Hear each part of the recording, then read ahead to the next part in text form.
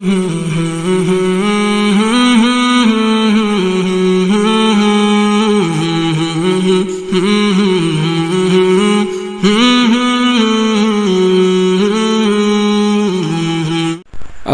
علیکم ورحمۃ اللہ وبرکاتہ۔ نحمدہ ونصلی علی رسولہ الکریم، اما بعد فاعوذ باللہ من الشیطان الرجیم، بسم اللہ الرحمن الرحیم۔ وَإِن كُنتُمْ جُنُبًا فَاطَّهَّرُوا، صدق اللہ العلی العظیم۔ وقال النبی صلی اللہ علیہ وسلم الطہور شطر الایمان، او کما قال علیہ الصلاۃ والسلام۔ محترم سامعین، بزرگوں، بھائیوں، دوستو، اسلام نے پاکی کا، صفائی کا بہت ہی سخت حکم دیا، بہت ہی تاکید فرمائی۔ اسلام نے پاکی کو ایمان کا حصہ قرار دیا، اسلام کا جزو قرار دیا، اور بغیر صفائی کے، بغیر پاکی کے نہ ایمان بنتا ہے، نہ اعمال بنتے ہیں۔ اب دیکھ لیجئے، 5 وقتہ نمازوں کے لیے وضو کو فرض کیا گیا، جی، وضو کو فرض کیا گیا، اور ایسا فرض جیسا کہ نماز فرض ہے ویسے وضو بھی فرض ہے۔ اس سے پتہ چلتا ہے کہ اسلام نے صفائی ستھرائی اور پاکی کا کتنی سختی سے تاکید فرمائی اور کتنا اہتمام کیا گیا ہے۔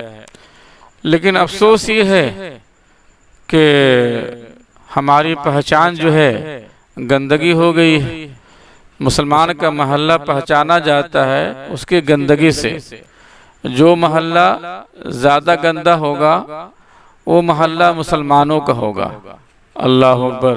یہ ہماری پہچان بن گئی، جس کا اسلام پاکی کا حکم دے، صفائی کا حکم دے، جس کا اسلام جو ہے ہر جمعہ کے دن یہ حکم دے کہ نہانا اہتمام کے ساتھ غسل کرنا ہے، اور جو ہے بدن کی صفائی کرنی ہے، گندے بالوں کو، فضول بالوں کو صاف کرنا ہے، چاہے وہ بغل کے بال ہوں، زیر ناف کے بال ہوں، چاہے وہ ناخن ہوں، یعنی ہر جمعہ میں اس کا اہتمام کیا جائے۔ بھلا بتائیے کہ اسلام کا ماننے والا اتنا گندہ، اتنا نجس۔ اب تو یہ دیکھا گیا ہے کہ غیروں کی طرح ہمارے مسلمان نوجوان بھی بغل کے بال نہیں کاٹتے ہیں، زیر ناف کے بال جو ہے لگتا ہے کہ مہینوں گزر جاتا ہے، صفائی پہ توجہ نہیں دیتے، جبکہ اسلام نے ان بالوں کو بہت ہی ناپاک بال کہا ہے، نجس بال کہا گیا ہے۔ بدن سے نکال کے ہٹا دینا چاہیے، صاف ستھرا ہو جانا چاہیے۔ ناخن ہے، ناخن بڑھنے سے ناخن کے اندر گندگی آتی ہے، کھانے میں وہ گندگی جاتی ہے، پھر وہ گندگی منہ میں آتی ہے۔ اسلام نے کہا کہ بھائی ہر ہفتے میں جو ہے ناخن کو کاٹا جائے، لیکن آج ہمارے یہاں فیشن ہے۔ آج ہماری بچیاں، بیٹیاں اور ہماری عورتیں ناخن کو بڑھاتی ہیں۔ کیا ہے بھائی؟ تو وہ اس میں وہ ایک فیشن ہے، اور اس میں ناخن پالش لگائی جائے گی، اور اس میں جو ہے زیب و زینت میں اس کو شمار کیا جائے گا۔ الحفیظ والامان، کیا ہو گیا ہے مسلمانوں کو؟ کیا ہو گیا مسلمان کی عورتوں کو؟ کیا اسلام کا حکم پسند نہیں ہے؟ کیا اسلامی ڈسپلن پسند نہیں ہے؟ کیا اسلامی تہذیب و تمدن پسند نہیں ہے؟ بھائی میرے، ہم اس وقت تک کامیاب نہیں ہو سکتے ہیں جب تک کہ اسلام میں ڈوب کر، جی، پورے طور پہ اسلام کو اپنی زندگی میں نہ اتار لیں، پورے طور پہ اسلام کو فالو کرنے والے نہ بن جائیں، آپ مسلمان نہیں ہو سکتے ہیں، آپ اسلام کے پیروکار نہیں کہلا سکتے ہیں۔ اسلام تو ہر بات کی روشنی دی ہے جی، لیکن افسوس یہ ہے مسجدوں میں دیکھا جاتا ہے۔ تعجب تو یہ ہے کہ جس مسجد سے اور جس مسجد کے ممبر و محراب سے الطہور شطر الایمان سنایا جاتا ہے، یہ حدیث سنائی جاتی ہے کہ طہارت جو ہے، پاکی صفائی جو ہے ایمانیات میں سے ہے، جس مسجد سے یہ آیت پاک سنائی جاتی ہے وَإِن كُنتُمْ جُنُبًا فَطَّهَّرُوا، اس مسجد میں ناپاکی دیکھی جاتی ہے۔ مسجد کا باتھ روم گندا ہوتا ہے، استنجا خانہ گندا ہوتا ہے۔ اگر آپ استنجا خانہ چلے جائیں آپ ناک نہیں دھر سکتے، اگر آپ استنجا خانہ میں بیٹھ جائیں آپ سانس نہیں لے سکتے۔ ایسی گندگی، ایسی بدبو ہوتی ہے، ایسا تعفن ہوتا ہے۔ اللہ اکبر، کیا ہو گیا ہے مسلمانوں کو کہ مسجد میں گندگی ہو، مسجد کا باتھ روم گندا رہے، مسجد کا استنجا گندا رہے۔ اللہ اکبر، یہ مسلمانوں کا حال ہے۔ اللہ حافظ والامان۔ بھامری بھی دیکھا گیا ہے کہ مسجد میں لوگ تولیہ لٹکا دیتے ہیں، اور وہ تولیہ لگتا ہے کہ سال میں دھلا جاتا ہے، یہ پوری زندگی نہیں دھلی جاتی۔ وہ تولیہ گندا لٹکا ہوا ہے، رومال گندا لٹکا ہوا ہے، اور کہہ لیجئے کہ اس میں میل کچیل پڑا ہوا ہے، اور لوگ وضو کر کے آ رہے ہیں، منہ پوچھ رہے ہیں، اس میں ہاتھ پوچھ رہے ہیں، اسے اپنا چہرہ مل رہے ہیں۔ یہ ہمارا ذہن ہو گیا، اتنا گندا ذہن ہمارا بن گیا۔ اٹھا کے پھینک دیجئے بھائی، منہ پوچھنا، اعضائے وضو کو پوچھنا کوئی ضروری نہیں ہے۔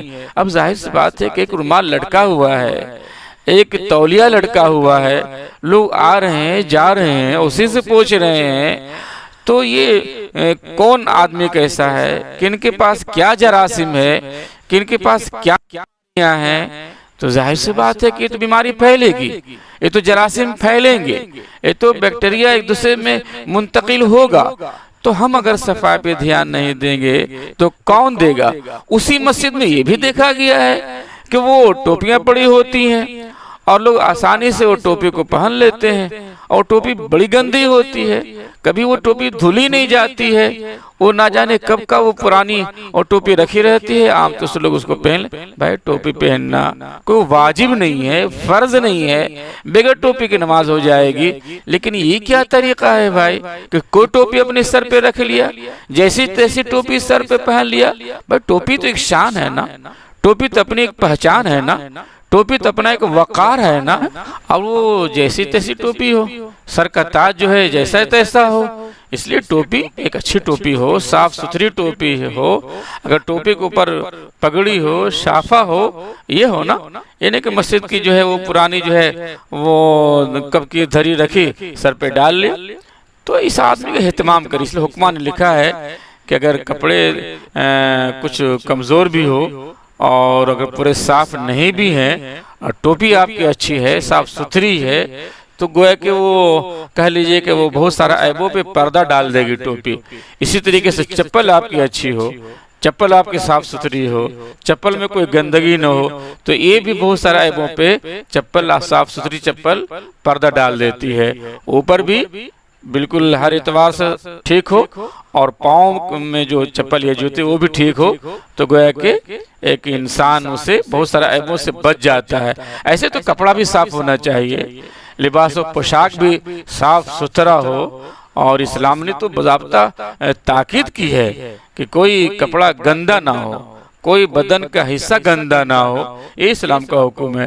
لیکن آج ہمارے ماننے والے، آج مسلمان کہلانے والے جو ہے اس کی توجہ نہیں ہے۔ مسلمان گندا ہو گیا، مسلمانوں کا ذہن بھی گندا ہو گیا، اس کا دل و دماغ بھی پورا گندا ہو گیا، چونکہ ہم نے صفائی کو چھوڑ دی۔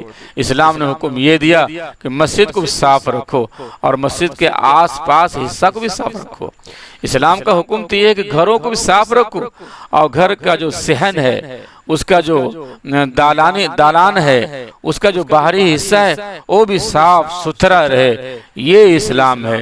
اسلام نے ہمیشہ اپنے ماننے والوں کو صفائی حکم دیا، جی ستھرائی کا حکم دیا، پاکیزگی کا حکم دیا۔ یہ ذہن بنائیے اور یہ طریقے سیکھیے کہ وضو میں کتنے فرائض ہیں، غسل میں کتنے فرائض ہیں۔ ہم یہ بھی نہیں جانتے ہیں کہ غسل میں کتنے فرائض ہیں۔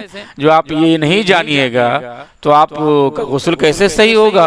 یہ تو جاننا پڑے گا کہ غسل میں کیا کیا فرائض ہے۔ آپ باتھ روم گئے، جھرنے کے نیچے بیٹھ گئے آپ، اور گھنٹوں آپ بیٹھے رہے، لیکن آپ نے منہ میں پانی نہیں ڈالا، ناک پانی نہیں ڈالا، آپ پاک نہیں ہوں گے۔ آپ جو آپ پاک نہیں ہوں گے تو آپ کی نماز بھی نہیں ہوگی، آپ کی تلاوت بھی نہیں ہوگی، آپ کی عبادت بھی نہیں ہوگی۔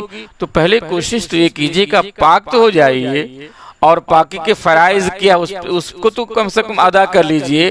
بھائی میرے، پورے بدن میں پانی بہانا فرض ہے، بدن کا کوئی حصہ خشک نہ رہے، کہیں پر بھی سوکھا نہ رہے، ایک بال کے برابر بھی بدن میں اگر کہیں پر بدن کو حصہ سوکھا رہ گیا، آپ پاک نہیں ہوں گے۔ ٹھیک، بدن میں پورا پانی بہا لیا آپ نے، بدن کو آپ نے یہ پانی سے تربتر کر دیا، ناک پانی ڈالنا بھول گئے آپ، تو ظاہر سی بات آپ ناپاک ہی رہیں گے۔ آپ کو منہ میں پانی ڈالنا پڑے گا، مزمزہ کرنا پڑے گا، اسی طریقے سے ناک پانی ڈال کر کے گویا کہ ناک کو بھی صاف کرنا پڑے گا، ناک کے کچھ حصے تک، اندر حصہ تک پانی پہنچانا پڑے گا، تب آپ پورے طور پہ پاک ہوں گے۔ ہاں یہ ہے کہ اگر آپ غسل کر رہے ہیں، غسل صحت ہے، ٹھنڈا حاصل کرنے کے لیے آپ نے غسل کیا، اگر کوئی بات نہیں ہے۔ اسی طریقے سے غسل سنت ہے، اور اگر آپ نے ان فرائض کو چھوڑ دیا تو ٹھیک ہے، لیکن سنت کو بھی سنت طریقے سے ادا کرنا چاہیے، اور جو فرائض ہے فرائض سے بھی گزر جانا چاہیے۔ لیکن اگر آپ نے ان فرائض کو نہیں بھی ادا کیا تو چونکہ آپ پاک ہیں، آپ صاف ستھرے ہیں، تو سنت کے طور پہ جمعہ کے دن غسل کر رہے ہیں، آپ کا غسل ہو جائے گا، آپ کی نماز ہو جائے گی۔ لیکن اگر آپ غسل جنابت کر رہے ہیں تو آپ کو پاک اچھے طریقے سے ہونا پڑے گا، اور تینوں فرائض کو ادا کرنا پڑے گا۔ تو یہ غسل کے فرائض، اسی طریقے سے وضو کے فرائض، حیض کیا ہے اور اس میں نفاس کیا ہے، ان میں پاکی کا طریقہ کیا ہے، یہ کون جانے گا؟ اسلام نے جو اتنی احکامات بیان کیے، حیض کے مسائل الگ ہیں، نفاس کے مسائل الگ ہیں، جنابت کے مسائل الگ ہیں، غسل کے کئی طریقے ہیں، غسل صحت ہے، غسل جنابت ہے، غسل میت ہے، اسی طریقے غسل صحت ہے، ہر کئی طرح کے غسل ہیں، سب کے احکامات الگ الگ ہیں۔ اسلام نے اتنی جزیات پہ، اتنی فروعات پہ، اور گویا کہ کلیات پہ، اصولیات پہ بحث کیا ہے، ہم آپ نہیں جانیے گا تو کون جانے گا بھائی؟ اس لیے جو کم سے کم موٹے موٹے جو مسائل ہیں، غسل سے متعلق، وضو سے متعلق، پاکی صفائی سے متعلق، یہ تو ہر مسلمان کو جاننا چاہیے، اور مسلمان کے ایک ایک فرد کو جاننا چاہیے، بچوں کو جاننا چاہیے، بچیوں کو جاننا چاہیے، تب آپ پاک رہیں گے۔ جب آپ پاک رہیں گے تو آپ کی نماز بھی صحیح ہوگی۔ وآخر دعوانا ان الحمدللہ رب العالمین۔